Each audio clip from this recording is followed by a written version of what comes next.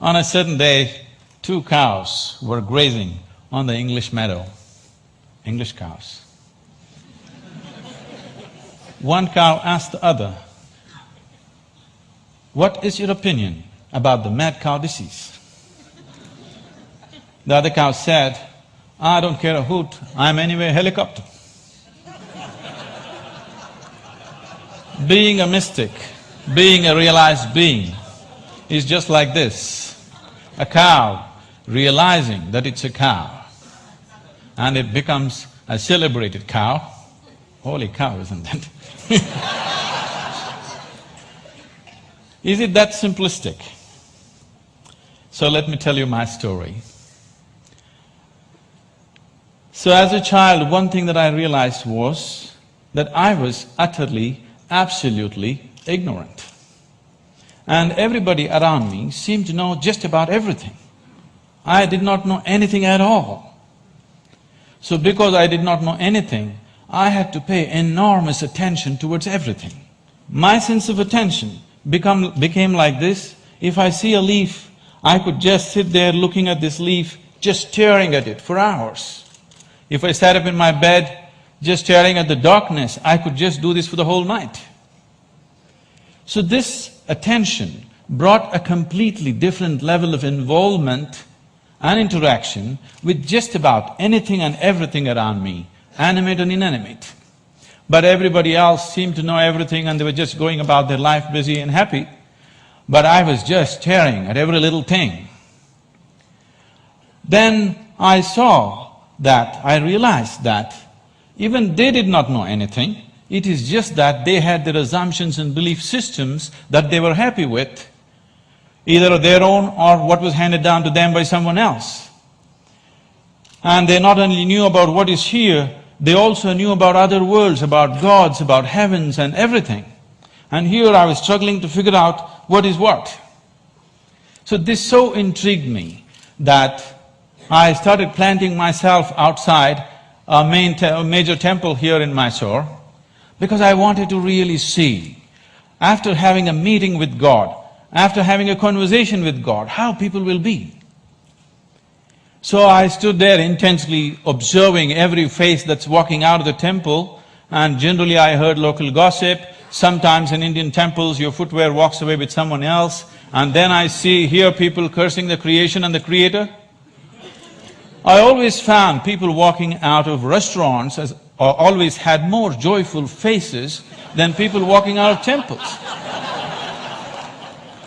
Divine versus dosa, dosa seems to win. I could not come to terms with this, and so I slowly became more and more and more skeptical about everybody and everything around me, skeptical about social structures, political systems, religious beliefs, even scientific theories, because none of them match with my experience of life. On a certain day, I started moving towards Chamandi Hill. You must see this place. And there is a tradition in Mysore. If you have something to do, you go to Chamandi Hill. If you have nothing to do, you go to Chamandi Hill. If you fall in love, you go to Chamandi Hill. If you fall out, you go to Chamandi Hill.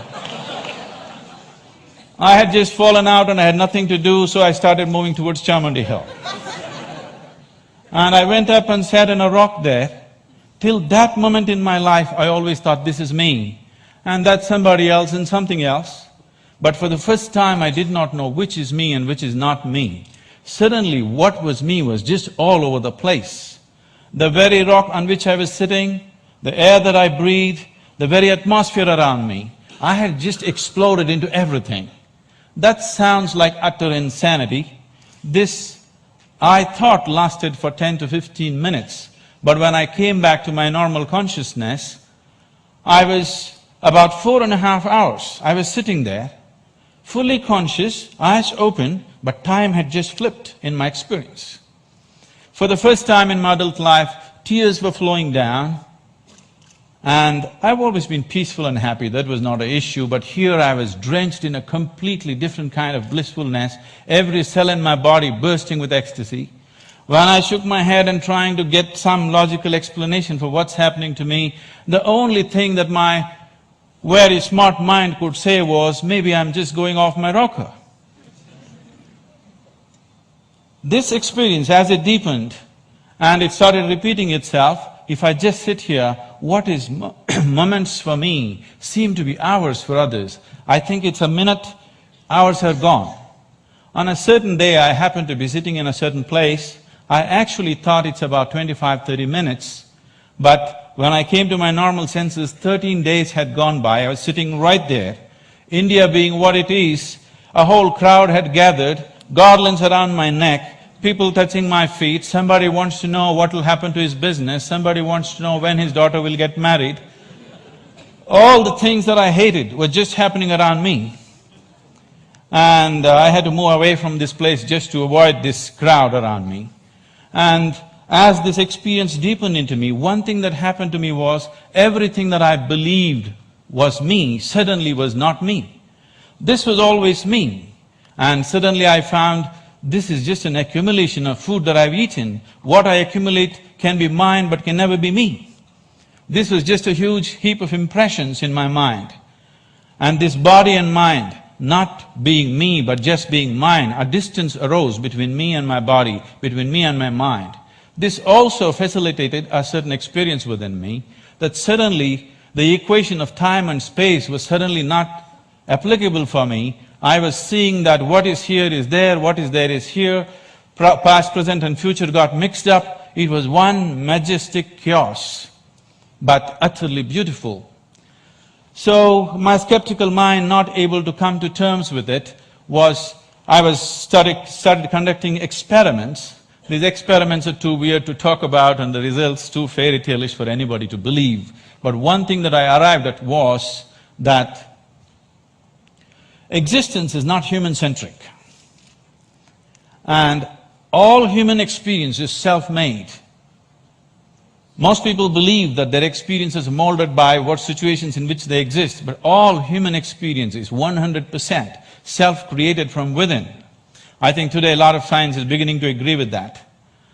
And having realized that, if all experience is created from within, if the basis of your experience is within you, the seat of your experience is within you as it is, what kind of experience of life would you want to have? For yourself, I'm sure, you want it to be at most pleasantness, whatever you may be doing.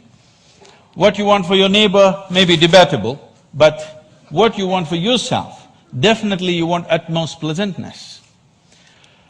As I realized the basis of my experience is within me, I shifted from staring at things to sitting with my eyes closed. This was a dimensional shift in my life, from staring to sitting with my eyes closed. I got so fascinated with this human mechanism, I wouldn't want to open my eyes. For days on end, I'm just keeping my eyes closed, wanting to see everything about this one. And what I realized was, if I take a piece of bread and put it into this system, this piece of bread becomes my body in a few hours, and I begin to experience this as myself. This amazing process, as I became more and more aware of it, I saw the very source of creation, the very maker of this body, the manufacturer of this body is within. Once I saw this, and I could see that I could rewire my brains completely in 24 hours, changing myself beyond social upbringing, family situations, even genetic qualities in me. I could see I could just completely change everything about myself. In 24 hours, I'm a different person. Another 24 hours, I'm a different person. I was like a conscious schizophrenic trying out different things. On a certain day, I just, in a field hockey game, I fractured my left ankle, and I went and sat down in a place. I was in excruciating pain, and by then I had also become a chronic asthmatic, and I had a very severe bout of asthma. And this pain and this inability to breathe together, they were quite something. At that moment it occurred to me, if the maker of this body is inside, why is it that I cannot mend this from inside? I sat down with a certain resolve. If this is true, I must be able to allow it to mend itself, otherwise I must be completely on a wrong track. I said, I sat down with my eyes closed for about little more than an hour. When I came out, my asthma left me, never to come back again. And above all, my fractured leg was perfectly okay in little more than an hour's time. Armed with this experience, I started creating methods and systems through which every human being could access that intelligence and that capability within the system which can make a piece of bread into a human being. This intelligence and this competence within the human system, which is not just about thought process, exists in every human being, but unfortunately remains untapped. And I went about creating systems that people could make use of today, these technologies for inner well-being, these methods to engineer your interiority the way you want it. Millions of people are making use of it, enjoying the benefits of that, but the essential part of this is that there is such a high level of intelligence and competence on every millimeter of the body, every point of the body, not just in the thought process. This is completely untapped by human societies. There are ways to do this, and as I went into this process, what I saw was, what is it that determines what is me and what is not me? I am capable of taking a piece of bread and making it into myself. If I look at this body, it is just a piece of this planet that I have borrowed, but why is this separate and this is separate? Then I found that it is just the boundaries of sensation which determines what is me and what is not me. Here there is sensation, so this is me. There seems I don't feel the sensation, so that's not me. As I looked at this boundaries of sensation very, very closely from within myself, this was a space of my life where most of the time I remained with my eyes closed. I realized that the boundaries of sensation can either be stretched, expanded, or even made smaller than what it is right now. You can sit here and not feel anything that's happening here right now. This happens in sleep to some extent. Or you can sit here and extend your boundaries of your sensation for this whole hall. And anything that is within the boundaries of your sensation, you will always experience as myself. There is a glass of water here, and this is not me, that's very clear. But if you drink it, you just included it into the boundaries of your sensation, and that becomes you. So if you throw the boundary of your sensation out in an expanded form, you can sit here and experience everybody in this hall as yourself. You can stretch it further, experience the very cosmic scape like you experience your own body. This sense of inclusiveness, if it comes into you, when this came into me, I suddenly realized that to be loving is not somebody's teaching. To be compassionate is not an idea. To be in empathy is not some esoteric principle. This is the way a human being is made. If only he does not constipate his consciousness with limited identifications with things that he is not. If you do not identify with anything that you have accumulated over a period of time, including your body and mind, every human being is capable of this. When it comes to external situations, each one of us are differently capable. But when it comes to inner situations, every one of us is equally capable. No human being is better endowed than the other when it comes to the inner realm. It's only in the external situations that we are all differently capable. If this inclusiveness enters human life, if you can sit here and experience people around you as yourself, I don't think I have to teach you to be good. I don't think I have to teach you to love. I don't think I have to teach you to care. Because caring for this one is very, very natural. This is ingrained within the very nature of the existence. This inclusiveness definitely has to touch humanity, so this became my life, my work and my endeavor to develop methods so that people can experience this inclusiveness. If this inclusiveness is experienced by humanity, particularly by the leadership, people who wield power and different aspects of responsibility in the world, definitely we could find solutions for everything, because today, we as a generation of people, this is very significant, for the first time, we are capable of addressing every human problem on this planet, of nourishment, health, education, ecology, you name it, we can address it all. We have the necessary resource, capability and technology for the very first time. But are we going to do it simply depends upon how inclusive is our experience of life.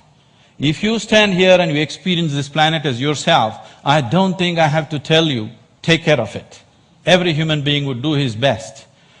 When we do not have this inclusiveness, what we could do, we will not do. In our lives, if we do not do what we cannot do, that is not a problem. But if we do not do what we can do, we are a disaster. My hope and my work is just to see that we as a generation of people do not become that kind of a disaster, that what we can do, we will definitely do. And right now what we can do compared to what we could do 100 years ago is so incredibly different, so incredibly different. But what's missing is an all-inclusive consciousness, an all-inclusive experience of life.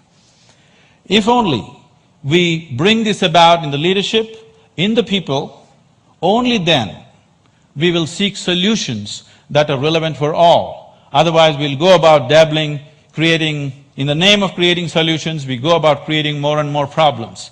If we truly have to create solutions that are relevant for all, an experience of absolute inclusiveness has to happen to humanity, and it's possible. Thank you very much.